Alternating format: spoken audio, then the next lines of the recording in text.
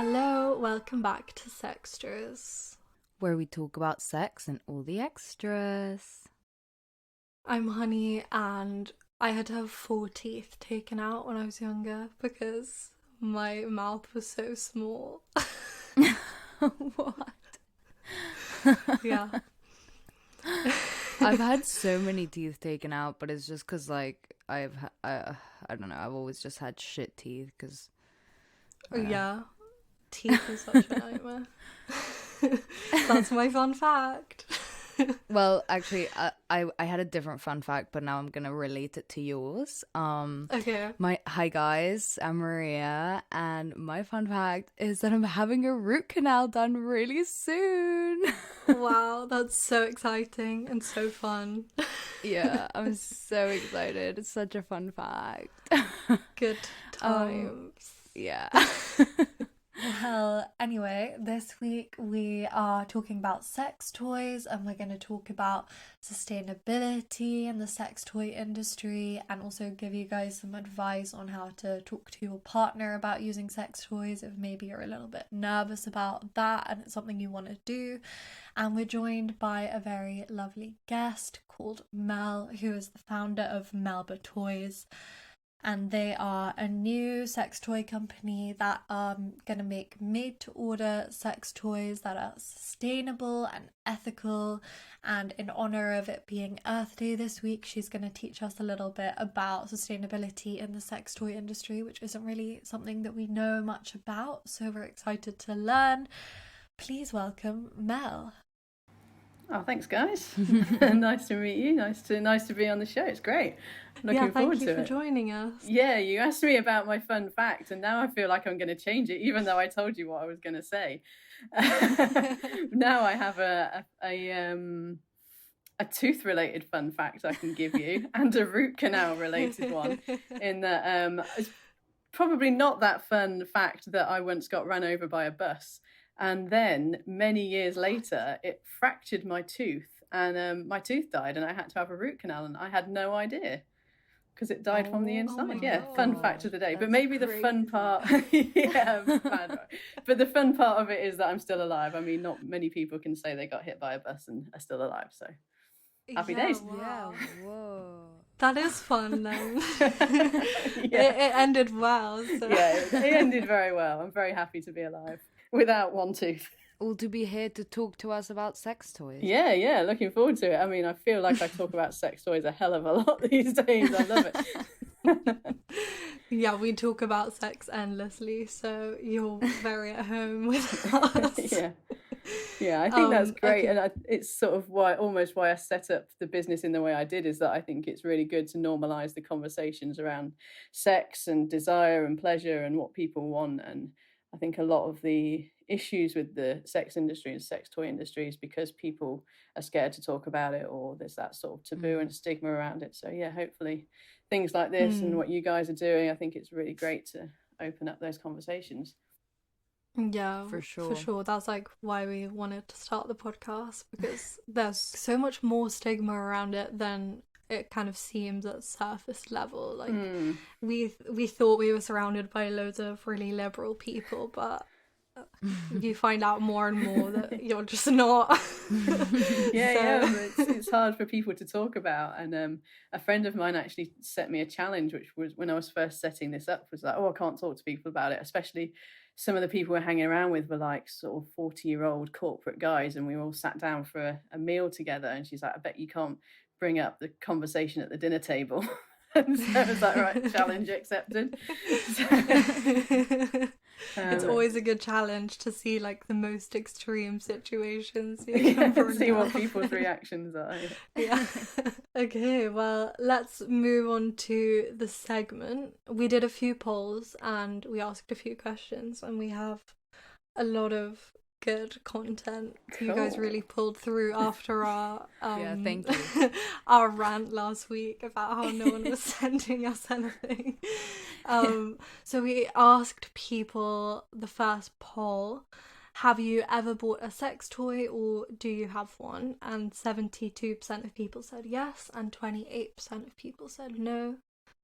So a lot higher than I thought, really. Yeah, true. Good to Yeah, I don't hear. know. I was thinking it was going to be like 99% yes. Really? So maybe that's just the really? world I exist in now. Okay, well, then we asked, have you ever used a sex toy with a partner? And 69% of people said yes, and 31% of people said no. So a little bit less people, which I expected even less. I'm kind of surprised that it was like kind of close. Yeah, so almost all of those people are using it with their partners. I mean, great. They're having a great time. Lockdown's been great for these guys. And then the last question was, would you ever be open to using one with a partner? And 97% of people said yes, and 3% said no. So, again, really good. The 30% of people who said they would be open to, guys, you gotta get on it and start introducing it into your sex life. Maybe what's interesting about those statistics are that you've got a gap there of maybe people who are a bit scared to have that conversation or don't know how to approach it or are thinking about it but not quite. Yeah, but it's good that we have the statistic because it shows that like more people are into it. I think people get so in their heads like, oh no, my partner wouldn't be into it, like I don't want to bring it up in case they judge me. But and maybe they're both sat there thinking, I wish they'd bring up the conversation. Yeah, exactly. You never know unless you ask, so this is your sign that you should go ask. Okay. And then we also asked, we did one of the little slidey things on Instagram, and we asked, how often would you say you use a sex toy? And we did very rarely or never, occasionally, and regularly. And the most common was between, like, just past occasionally. So yeah, so now we know people's sex toy usage. A little bit of an insight there. Thanks, guys. I'll just take that data for my own research. Yeah, please do. So then we asked, if you don't use them, why do you not use them? And the first answer was, because mummy is kind of a detective. Which made me laugh. I was like, okay, I don't know what this means.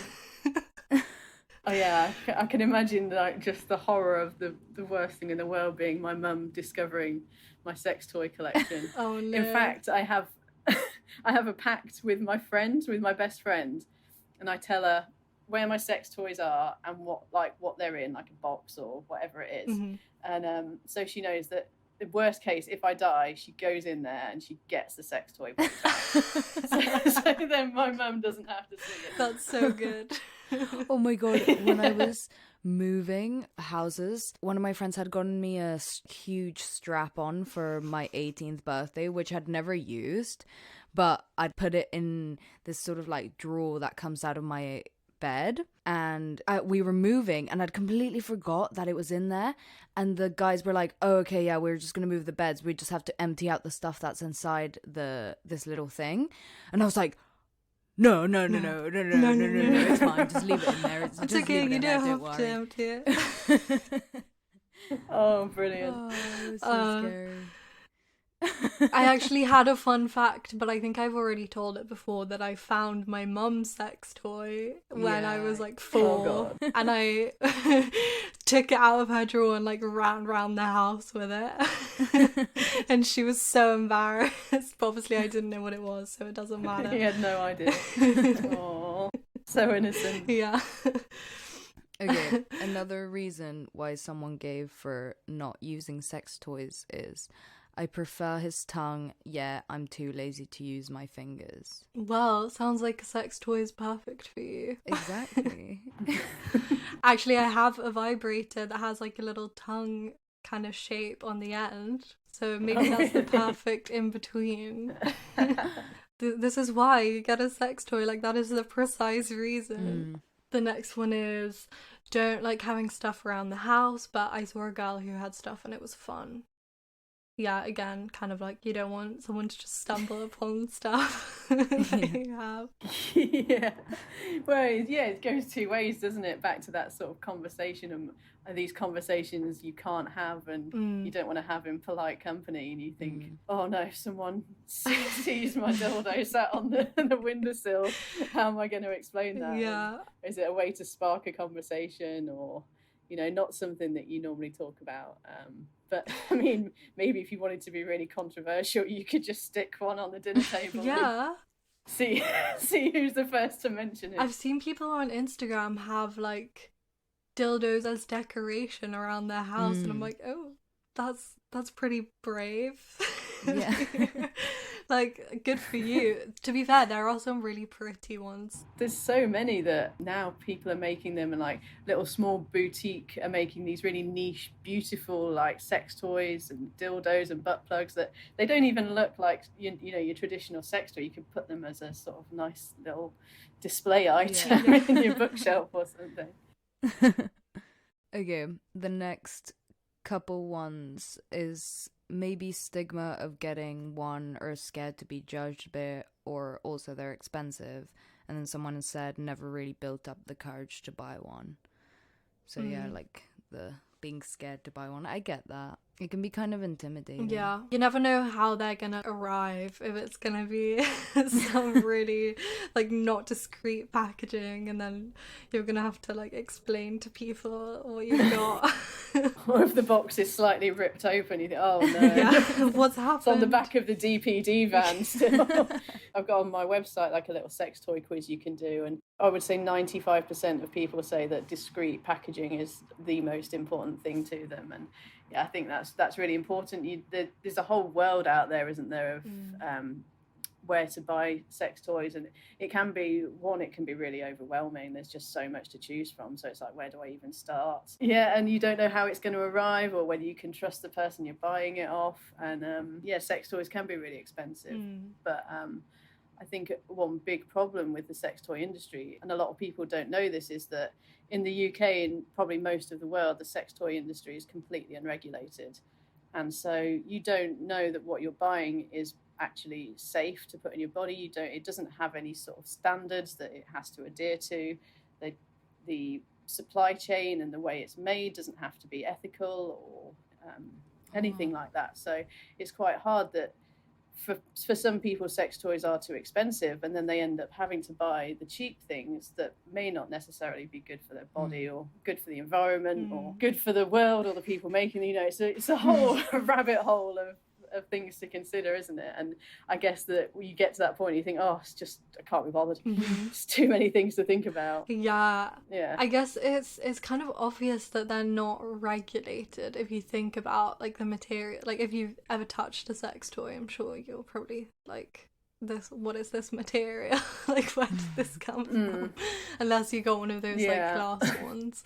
So yeah, it makes sense, but I guess no one really talks about it. So it's good that you're looking at it from a sustainability angle. Yeah, definitely. I would say when you say about the touching it, and I think the biggest red flag, if you are sort of at the lower end of the price scale, it doesn't mean you're necessarily going to get something that isn't safe for you, but there's some real red flags. If it smells really bad, if it feels like it's, you know, that jelly kind of, you know, the old rampant rabbits, that's, you know, that stuff isn't safe to put in your body. It leaches toxic chemicals, and I've done a whole Instagram post on it and what's good for you and what's not good for you. But I, in my opinion, or my advice would be platinum silicone, which is medical grade silicone, stainless steel and glass are really good go-tos. You know that you're buying something that's safe for you. I think people get scared of glass because they like think it's going to break inside of them, but it's probably better. I mean, firstly, it's not going to break inside of you, and secondly, it's probably better than having some like dodgy chemical plastic inside your vagina. Like, it's just so bad for your pH. Absolutely. It's unlikely that a glass dildo or something is going to break inside of you, but again, it goes back to that, when it's cheap, it is still unregulated, so you do need to be careful. You can check that if your glass products are annealed, which means that they're cooled down slowly, they're less likely to shatter. But something that's that solid, you know, solid glass, it's not, if it's hollow, it's hollow. It's probably not good. No, don't go there. Don't get your vase out the cupboard. Moving on to the next one. Sometimes when you're caught up in the moment, the plans to use them go over your head. Yeah, that's fair. I think that can be like a big struggle of figuring out how you're going to use them, because it can be a bit awkward if you've never used it before and you just suddenly like pull out this vibrator in the middle of sex. Like discuss it before and then it will maybe be a bit more smooth. Yeah, I think as well it's good to prepare in advance. So if you know that you want to use a sex toy, maybe you can do a bit of prep beforehand, get them clean, get them to hand, have a bit of lube to hand, get your area set up so that if you in the mood takes you and you're sort of mid-flow, you can just reach over Yeah. and grab it. But I mean, you never know that sort of pause, a little bit of a reset, you could keep going for longer or you could explore different things. So it's not always a bad thing, but yeah, sometimes you just want to be in the moment, don't you, and don't want to stop. So completely understand. Yeah. Next one, laziness. Mine runs out of battery so quickly. Yeah, I same. Oh, when it runs out of battery, it's just the worst. It really puts me in a bad mood because it's always like when you're just like, okay, I really need to do this right now, and then it just you try, and then You're it's desperate. just fuck. Yeah. Oh no, that's the worst, isn't it? Like, you're so close and then the battery dies. Yeah. So annoying. Speaking of laziness, I get so lazy with like cleaning it. So sometimes I'm just like, my God, I can't use it right now. Like, I can't be bothered to go clean it. Just leave it. I've seen so many things on Instagram about it as well. Of people like talking about how they're lazy sex toy cleaners or whatever. And I was like, yes, no one talks about this. Oh, if it's not electronic and it's silicone, you can just whack it in the dishwasher. Yeah, perfect. I mean, as long as you don't live with like your parents, I wouldn't recommend. Yeah, it's just You're running down at first thing in the morning to unload the dishwasher. You go, They're like, oh, you're very being very helpful, helpful dear, thank today. Okay, moving on. The last one. Kind of scared, and my anxiety makes it difficult to relax the muscles down there. Interesting. I feel like maybe a sex toy could be helpful then if you find it hard to relax. Like it can be a good kind of starting off point. And it's not like going straight into like fingering or oral or penetrative sex. Yeah, I think something like that it's not something that you want to force the issue. And I think I don't know, it depends if you want to use it on your own or with a partner, especially with a partner. Maybe you can definitely discuss it beforehand when you're both sober and both in a good place and want to talk about these things, and it's like maybe just help not to build it up in your mind. So you could just get your sex toy out when you're watching telly and maybe just run it along your arm or feel it, how it feels in your hands. Get really familiar with it, so it's not like the first time it's just in this magical box and it's there to perform. You're putting a lot of pressure on that, and a lot of people have fed back to us in our research that if they decide they're using a sex toy, it's almost like this kind of dogmatic, right, I'm using a sex toy, so let's get it out, let's go. But you don't have to do that. Maybe you could build up to it. Maybe you could like touch yourself or your partner, there's kissing and stroking, and you can kind of build yourself up to the point where you're really craving that and really thinking, oh, I'm really turned on, what's that going to feel like, I want to try it, rather than sort of building it up, I have to use this. And do you know what I mean? Yeah, for sure. I like the tip of like using it on your arm, because I feel like that's a good way to kind of introduce it. It's not super scary, and it's kind of like a little massage. It will help you relax. Yeah, it just becomes not so novel. Yeah, exactly. Yeah, it's hard when people suffer with anxiety and things like that once you get into that, to sort of talk yourself back down from that and find ways around it. So yeah, maybe different approaches, whatever has sort of led to that anxiety, to sort of maybe try and redirect. Yeah, for sure. Okay, well, those were the reasons why you guys don't use sex toys, but we also asked if you have any anecdotes or stories about them or any thoughts about them. And the first one was someone sent their friend's story, but it's anonymous, so we'll accept it. Her and her boy were using a small anal vibrator and he lost it inside of her. We got a lot of losing inside stories, but Yeah. I think this was the only like anal one. Yeah, I mean, I think if you talk to any A&E nurse, they're not on their own with that one. My old neighbor was a bum doctor, and he would tell us all these stories of people like losing stuff up their ass, and they're like a bottle, like a plastic bottle inside a plastic bag, and they'd obviously like tried to use it. It's amazing how people slip and fall, isn't it? Yeah, and then use the plastic bag handles to like pull it out. Oh my god. Oh wow. But then it got stuck inside. Oh. So yeah, people put crazy stuff up there. Yeah. I think, you know, it all loops back to this. If we don't talk about things, we don't know what's good and what's bad and what's going to land you in A&E. So, I mean, if I've said this once, I've said it 1,000 times. If you're going to put something in your butt, then it needs to have a flared base, because your ass muscles are really strong and they will suck it right up there. So yeah, you know, a small bullet vibrator, something like that is not what you should be doing. And it might seem like, oh, this might be fun, but if you've got slippy fingers and it's not got a flared base, then And they're so small as well, like how would you even get it out? You just can't. I have kind of a gross question, but like, technically, couldn't you just shit it out? Yeah, I wouldn't bank on being able to. Just like don't get yourself into that situation in the first place. So I should have said the next one with this one, because maybe this was the friend, but they said I let go of a vibrator once and lost it in a girl. So kind of exactly the same story. at least it's not got sort of endless destination to go if you lose it in your vagina. Yeah, true.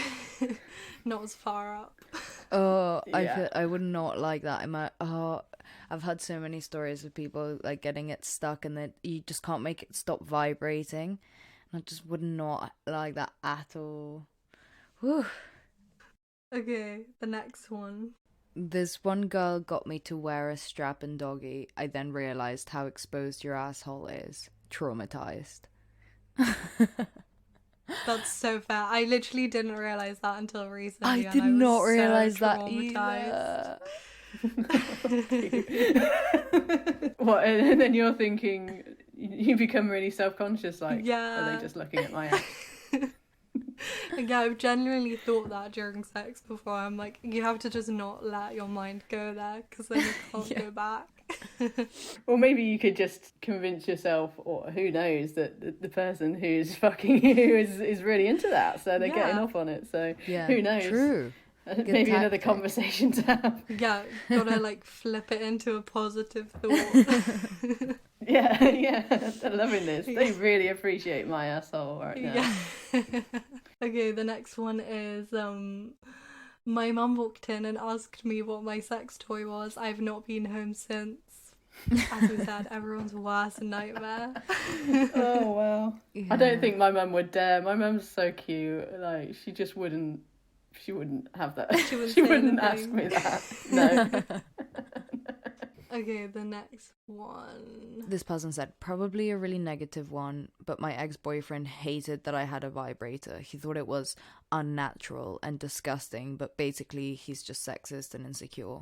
Also the type of guy who would not go down on me even if his life depended on it. So, ew. Ew, Imagine that's he definitely doesn't the give right you one. head and is against sex toys. It's like, right, so what do you want me to do here, mate? Like, what are we Yeah. gonna do? You just want to come and then leave? Okay, like, bye then. The cheek. Yeah, this guy sounds like a dream. Yeah, perfect man. I'm glad he's her ex-boyfriend. Yeah, there's a lot of red flags here, aren't there? I do feel like a lot of girls in straight relationships would be scared of bringing it up because they're kind of like scared of making their boyfriend feel like, oh, my dick ain't good enough, or, you know. Yeah, like I feel like there's a lot of guys that do think those things and are just dicks like that, and then it makes loads of girls be like scared to bring it up. But this guy just sucks. Absolutely. And, yeah. It's just so childish. This guy sucks.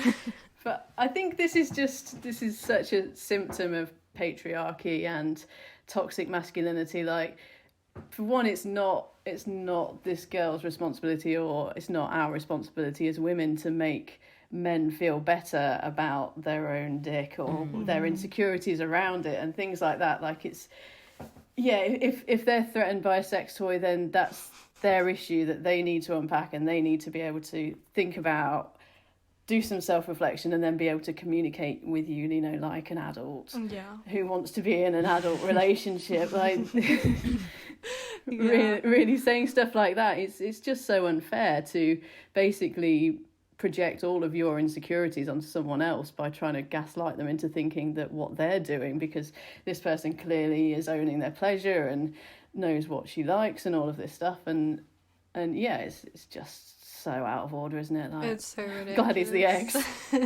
I think it goes back to like sex education as well, because it's so like penis central. Like, you don't really learn about female pleasure, so it's important to recognize, like, it doesn't even sound like she's asking him to use it on her. It's just that she even had one that he didn't like, and it's like, just let the girl wants to come, let her come, even if it's not with you. Like, just let her masturbate. She has her fingers anyway, so.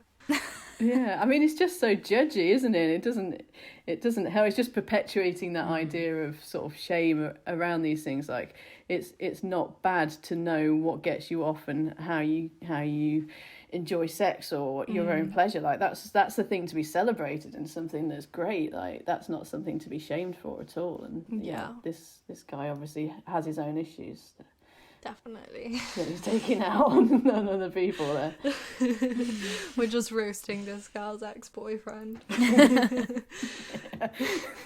Okay, the next one. When I was 17, my girlfriend at the time got a vibrator stuck inside me, and it was still vibrating, and we argued for ages because I couldn't get it out, and I didn't want to go to A&E to get it taken out of me. But then I went to the toilet and squatted, and it fell out like I gave birth to this vibrator that was still vibrating in the toilet bowl. I washed it and carried on using it afterwards too. I mean, that's the best part of the story. Yeah. She wasn't scarred. She was just ready to go. Hilarious. I'm just imagining, like, having an argument with a vibrator stuck inside you. I can't take myself seriously the right now. The background noise. Very distracting. That's so funny. But yeah, good for you. I mean, at least you didn't have to go to A&E. Like, imagine you had to walk into A&E with the vibrator vibrating. Oh my God. It's just my phone. It won't leave me alone. They're like, what's the issue? And you're like,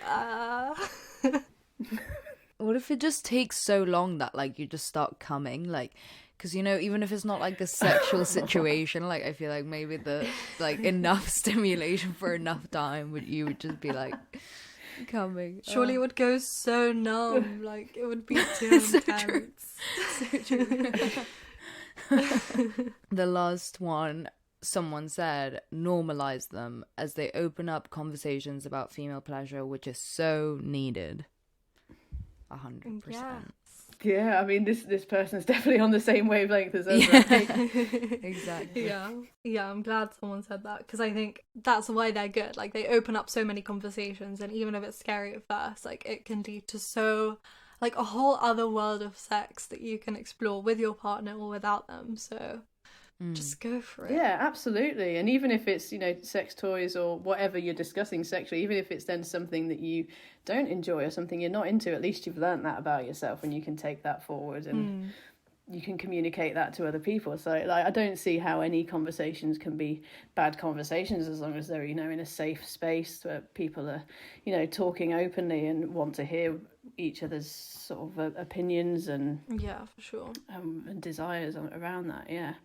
But I think, you know, you're going back to what I was saying about the quality standards and all of that, the sex industry, the porn industry and sex toy industry, all of those things, they just fly so under the radar in terms of ethics and standards because of this sort of shame and taboo that, you know, patriarchy and all these sort of 2,000 years of that kind of society has really squashed those conversations and conversations around it. And often it's the most vulnerable people who then suffer, like whether it's being able to afford quality toys, or being able to express yourself in a safe place, or being able to talk about your needs and your desires. So yeah, it's just so important that you guys keep doing what you're doing, that we can enable more people to feel comfortable to have those conversations. Yeah, definitely.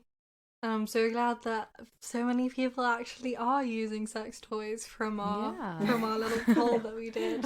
I mean, I'm really relieved because I've built a business around this. Good news. It'd be awkward, wouldn't it?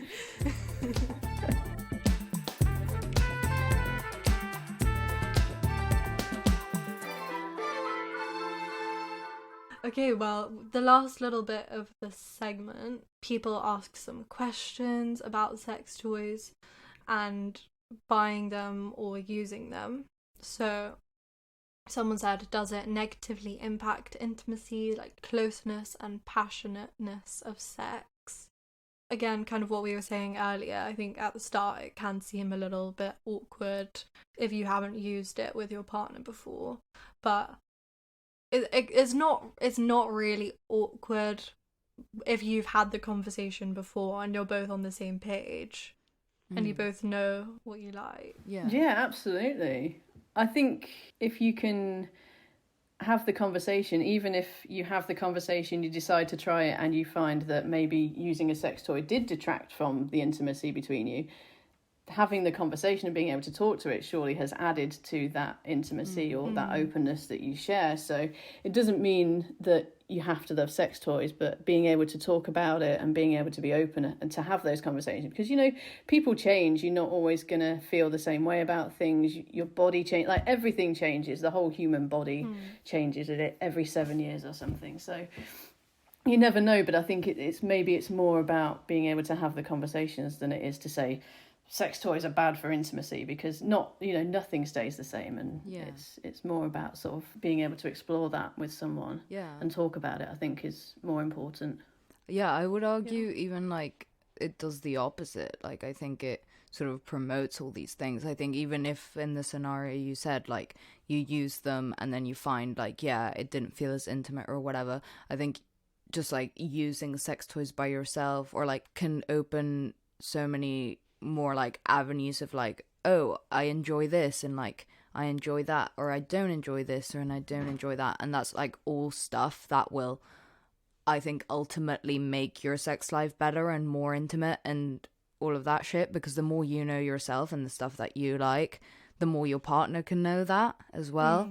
Yeah, that's such a good point. Yeah, and in my experience as well, like if you use a sex toy, say with a male partner, or like obviously with any partner, but I'm just saying male because like it's more common that women don't come with men. Surprise, surprise.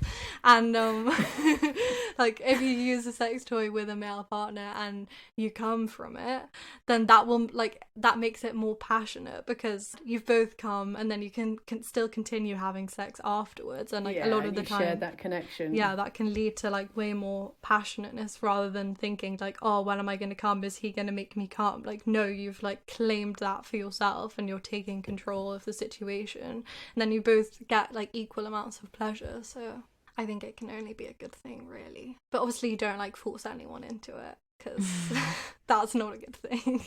Like have the conversation, figure out that if you're on the same page first, and compromise.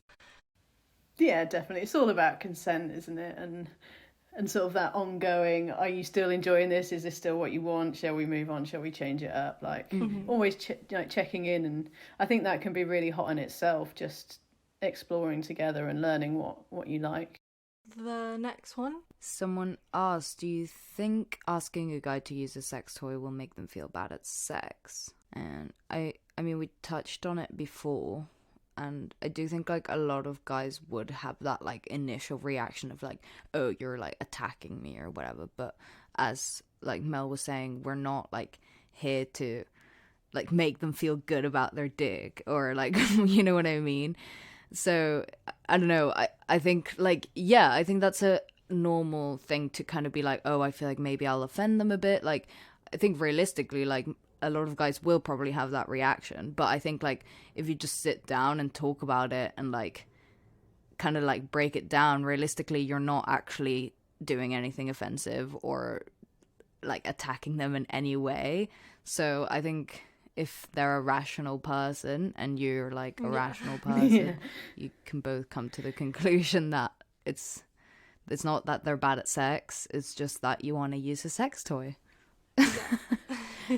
Yeah, definitely. I think, women and throughout the centuries, and I know it's gradually getting better, and we're nowhere near, that change that we want to achieve. But women have been taught and socialised to defer to men and to put men's needs above their own. So even asking that question is like, oh, but what if it offends my boyfriend? It's like, but what about your pleasure? Yeah. What about what you want? And being able to have that conversation. And it isn't women's responsibility to unpack that for them, and it's good if you can create a safe space to have that conversation, and so their ego isn't threatened, and to sort of be able to nurture that conversation. But again, it's not women's responsibility to take that on. And the thing is, like we were saying, sex, it's not like a competition, it's not either or. So for example, if your friend made some chips, right, and they were like banging chips, they're the best chips you've ever had, but you still might want to put some salt and vinegar on it, or you might want some tomato sauce, and it could change, and your friend's not going to somehow have some massive damaged ego reaction.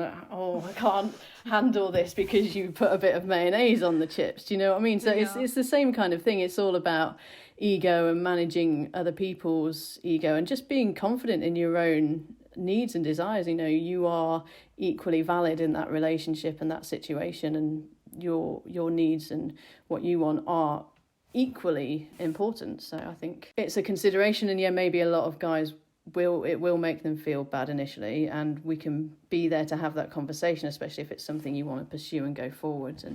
But yes, yeah, for sure. Yeah, it's this whole situation is created through toxic masculinity, and it's not our responsibility to then solve it for them. Yeah, I love that metaphor. I was gonna say before you said that it's kind of like if every time a guy like asks you to have anal, you were like, is there something wrong with my vagina? It's like, no, they just want to try something different. Just like you want to try something different with a vibrator. Yeah. Like, anyway. The next one, not really a question, but stigma with male sex toys. I don't really know that much about male sex toys, so I guess maybe there is a bit of stigma around it. Yeah, or perhaps male pleasure is very centred, but it's centred in a very heteronormative, this is what it has to be kind of way, and maybe men who enjoy different things or different sensations. So, I mean, a lot of men are into pegging, they're into sort of being more submissive or different types of BDSM play, and there is a stigma around what a man should be and how a man should act. And I think it's important again to have these conversations, so you don't just because you're into something that makes your body feel good, it doesn't define you as a person or your entire gender makeup and your masculinity. It's just what gets you off, and that's fine. And sort of it's I think it's only a good thing if you can understand what you like and be able to communicate that. So yeah, it just goes back to that same thing. I mean, the idea of this sort of patriarchal society and how toxic masculinity has shaped pleasure and put men's pleasure at the forefront. It's not all men's pleasure, it's the men that fit into this nice heteronormative, this is what men like box. So yeah, it's just sort of being able to sort of break free of those stereotypes and be able to have those conversations. And I think there's definitely a stigma for like men to use sex toys, because I don't know, I had a conversation with my boyfriend and like some of my guy friends and stuff recently about like, I don't know, sort of fleshlights or other sex toys, and kind of the consensus was like, yeah, no, I would never buy that, and like kind of just for like, it's not a creepy thing, but like, I don't know, it's just like I'm not that kind of guy. So I feel like there is sort of like a stigma around it, but I mean, I also can't speak on it that much. Oh, I think there definitely is. And if we go back to like some of the research that I've done, actually men buy sex toys more than women overall. Like if you took all of sex toy shopping, men represent more of the people buying them. And obviously there's a lot of gay men in there, and I think maybe the sort of the men who are trapped in this stigma and this, oh, it's weird, it's creepy, could maybe take a leaf out of the gay guys' books and just be more free and think about, oh, what is it that turns me on? What do I like? Because, maybe they're lying. I mean, because a lot of men buy sex toys. The data is out there, so it goes back to that. Maybe it's not safe for them to talk about it, and we as women, we're really good at talking and communicating and making it okay, and we definitely have these conversations, and we have done for years and years. Go back to the old Ann Summers parties and stuff like that. We've always been having these conversations, even if it's amongst ourselves. It's to make it okay for guys, because I think guys want to buy this stuff too, and they do. They just probably not talking about it as much. Guys just talk about their sex lives with their friends a lot less than women do, and I'm like, what? That's so fun. Like, you'd learn so much from each other. Yeah, they totally would. Someone said how to make sure of the quality, and someone said which one, which I feel are sort of like the two main things of your company. So maybe we can sort of get into the episode and you can tell us a little bit more about that.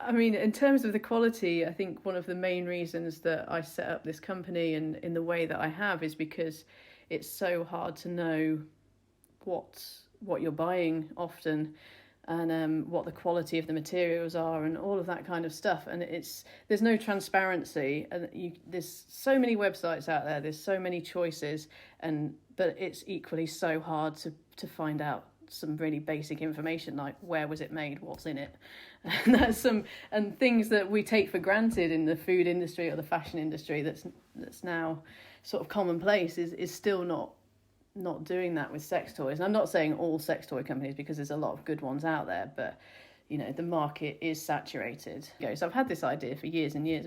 Me and my partner are exploring different sex toys, and we thought it'd be really exciting. Let's buy a new sex toy. I think we wanted to buy a dildo.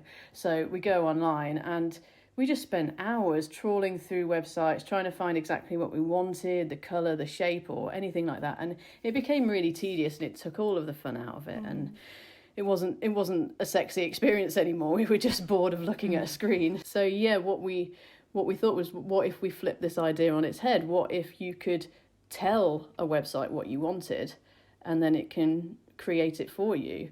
And then what if you know that what you're buying has been ethically sourced? So what people don't realise is, for example, you can buy a silicone sex toy, or whatever sex toy, whatever it's made out of.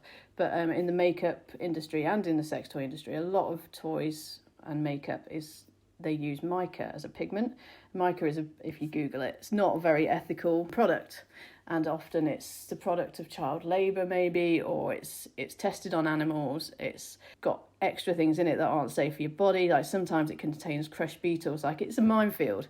And so sometimes you might buy something that looks like it's great, but then, and the same with the makeup industry as well, that you often has got a lot of these unethical products in that are sort of hidden in the background. So what I really wanted to do was create something that was completely transparent. So you could say to me, hey Mel, where did you get your pigment from? What's in it? Or where did you get your silicone from? Or how is it made? And we've got an answer for you, not this kind of mysterious, when you're sort of blinded by, this is fun and sexy, and you forget how it's been made or who suffered it as a consequence. And so those two overarching ideas was something that is designed for your own needs, because once you've used sex toys or had a few experiences, you get an idea of what you want, what's good for you and what feels good for you, and you want to get that. So for example, if you guys just type into Google you want to buy a dildo, you come up with loads of different websites, and all of them will present you with pictures of dildos. And then what you've got to do is you've got to click on it, you've got to see, do I like the look of that? And then you've got to find out what size is it, what shape is it, what's it made of, where does it come from, all of these considerations. But what if you flip that on its head and you didn't have to go through all of those arduous tasks and you could say, oh, this is what I want it to be this long or this wide, I want it to be this shape, and I can add these textures and I can make it this colour. So give the people what they want. Basically. That makes so much sense. Yeah, that sounds like a dream. Yeah. Like, I feel like there's more and more things that are coming out that are more like, people are kind of realizing everyone's different, and like people need different things, so not everything's kind one of size gonna doesn't kind of fit fit. all. Yeah, and like streamlining that process is like so clever, and yeah. I think some of the focus groups that we've done, people have come back with the same sort of gripe every time, is that, so you get a dildo and it's 5 inches long and it's 1.5 inches wide. And then you think, oh, I like that, but I'd like it to be a bit wider. You try and find that, because what everyone does is well, not everyone, but a lot of people, they'll scale up their sex toys because they're mass produced, it's easier, it's cheaper.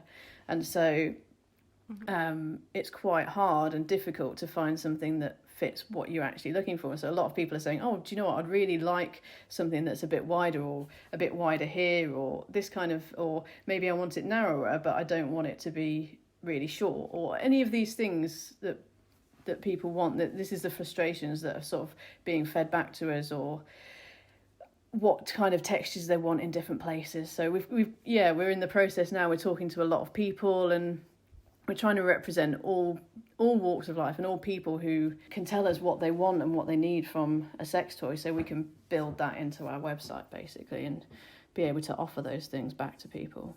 Yeah, it sounds so good, especially as someone who's like the most indecisive person ever. It can be so intimidating when you go on like Love Honey or something like that, and they have these massive dildos, and you're like, that's not what I want. That's scary. And there's so many of them, and then they're like flesh coloured with balls and veins, and you think, why? Who wants that? But you know, some people do. But yeah, exactly. And yeah, it doesn't have to just be like a dildo that you would get from one of those like mass produced companies. There are so many different ways. So yeah, it sounds, I'm so excited to see like the final product. I'm so excited to get like my how dildo. the website looks. Yeah, me too. Yeah, it's just really exciting, and people being able to say, do you know what, this is what's going to feel good for me. I'd be like, yes, we can do that, rather than, you know, a company thinking, oh, we think this will be good, let's offer it, and then people have to buy what's already been made because that's the choice. And that kind of links in with the idea of sustainability and the environment, because so much stuff is created in this world, and is it all necessary? Is it all what people want? We're sort of speculating about what people might want, and let's offer it to them, and they buy it, and there's a lot of waste, and there's a lot of stuff that goes into that. Whereas, what I'm thinking is people know what they want, and we can make it in the most sustainable way possible, in the safest way possible, and give it back to you. And it's actually something that you've thought about, and you know, all in the kind of feedback leads back into those conversations where you're actually thinking and talking about what you like and what gives you pleasure. It's exciting, and I want to create a fun way of shopping for sex toys, and something that sparks a conversation or can create more intimacy. So yeah, that's the dream. Yeah, I really like the angle of like having to actually like sit there and think about what you're into. It will completely change the conversation that we have around sex, I think, rather than it just being this like pre-packaged way. But I was going to ask you actually about the materials that you're thinking about using. Like, is it going to be silicone, or what? Are there going to be a range of options? So everything that we make is going to be made of platinum silicone, which is medical grade silicone. So that's 100% body safe, and the same with the pigments that then go in that are, again, they're vegan and they're 100% body safe. So everything, and that's basically all that goes into the production of it. So there's no other ingredients, there's nothing else, it's just silicone and pigment. So cool. And you can have, with silicone, you can have different firmness. So depending on what you like, it can be softer, it can be harder. And it's for us, I think it's the best way to be able to bespoke make something that, you know, going back to that other person's comment about expensive, to make something completely bespoke out of stainless steel would be extremely expensive, or glass. You get there in my kiln with my glass blowing equipment is a bit out of my skill set. But so silicone is definitely, for us, we think it's the way forward. It's the way to achieve what we want to achieve, whilst still making it affordable. Do you have any advice for people to kind of figure out what they might like in a sex toy before they order it from you, or before they order from anywhere? Really? Yeah, definitely. I think and we're still building this into our website, so spoiler alert, but what we're going to have on our website is ways to help people think about and have those conversations. So think about what does it for you, and what kind of penetration you like, or is it your G spot, or is it your A spot that gets you, or your prostate, or all of these different things. What is it that gives you joy and gives you pleasure? And then we can say, well, if you had this texture here, then it might feel good as it goes inside you. If you had slightly more bulbous or curved, a bulbous head with a bit of a curve, then it's going to get your G spot. So it's kind of almost like ties into that education and thinking about linking that with what do you like, how can I achieve that, or what is best to do that, rather than a bit of a potluck. Oh, that might be good, it might not.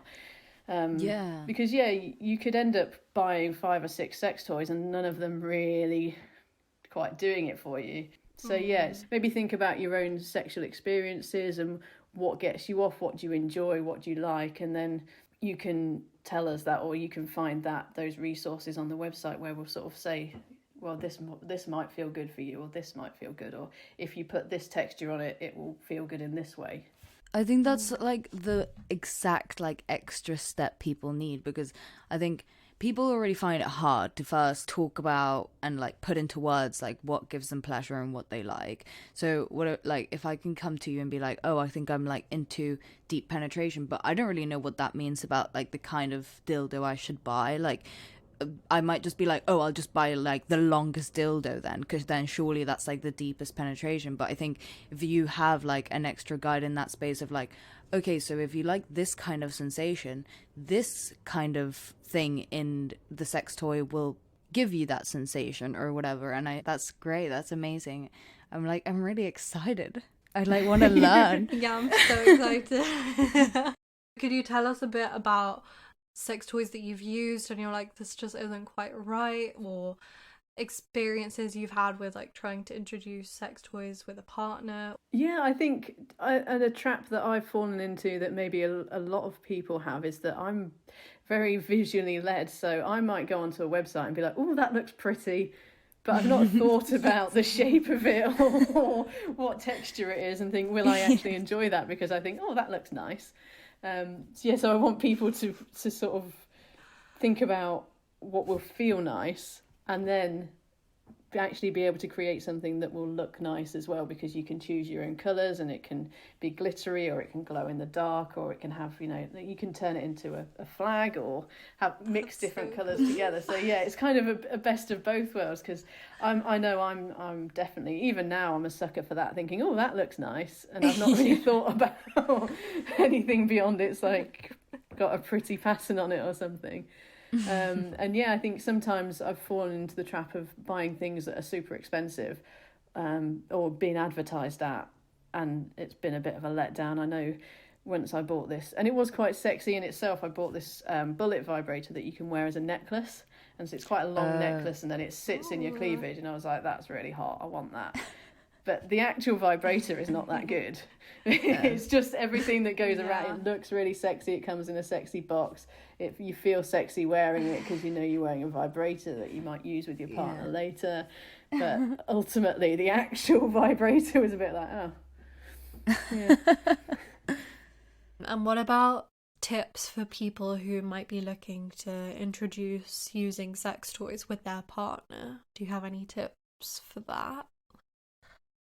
I think my tip is, or maybe I've got 2 tips, but the first one is to make sure that when you have those conversations, that although it's really tempting to like down a bottle of wine to get up the courage or something like that, to really make sure that you've set yourself up in a nice, comfortable, safe space to have those conversations, and to remember the conversations, and to also acknowledge with yourself and with other people, that people change and we always change, and what we want changes even from day to day. I mean, throughout your cycle, your cervix moves, so something that might be good for, say, week 1 of your cycle will feel terrible in week 3. So it's really about knowing yourself and understanding yourself, and then I think just being able to communicate that with someone else is really important. And then I think maybe touching on what I said before is like, rather than sort of having a sex toy and putting it in a box in a secret cupboard and it being this sort of big thing that you've built up in your mind, that you have to sort of get out and be like, now I have to use my sex toy. Maybe you can sort of, just normalize it a little bit and just bring it up just randomly, or just get it out to look at it or to talk about it. And you don't have to use it, or you don't have to use it all the time. You can play with it a little bit and put it away, or there's no rules. And I think you just try and free yourself from what you think or what you've been taught through unrealistic examples like porn or society or men or whatever it is, that maybe try and free yourself of that and just go inside a little bit, no pun intended, and listen to yourself. Yeah, that's good advice. But yeah, thank you so much for joining us. And thank you so much. Yeah, no worries, thanks for inviting me. Yeah, and do you want to tell everyone where they can find Melba Toys, find you? Yeah, absolutely. So at the minute we're mostly on Instagram at Melba Toys, all one word, and on there we're trying to put a lot of content, sort of educational content and sex positivity. And then the website melbatoys.com, you'll be able to learn everything about our mission and our values and what we're wanting to achieve. And we're basically in what we're calling the alpha stage of development, which is where we're collecting everyone's experiences and opinions, and inviting people to share with us what they want and what they like in a sex toy, so we can build that into our website. So we've got a quiz on there that you can take. You can tell us what you're into, and it's completely anonymous. And if you want to, you can sign up to our mailing list on the website, and then people who are on that mailing list, those people are going to basically have the first opportunity to be part of our testing group, to test the website and to be able to order their own bespoke dildo, butt plug, vibrator, whatever it is. Great, well, thank you so much again. Guys, go over to their website and do their sex toy quiz and go follow them. And as always, you know where to follow us, Sextras Podcast, on Instagram, Facebook, our website www.sextraspodcast.com. Don't forget to subscribe. Please leave us a review on Apple Podcasts and share it with everyone you know, and we'll see you next week. Bye.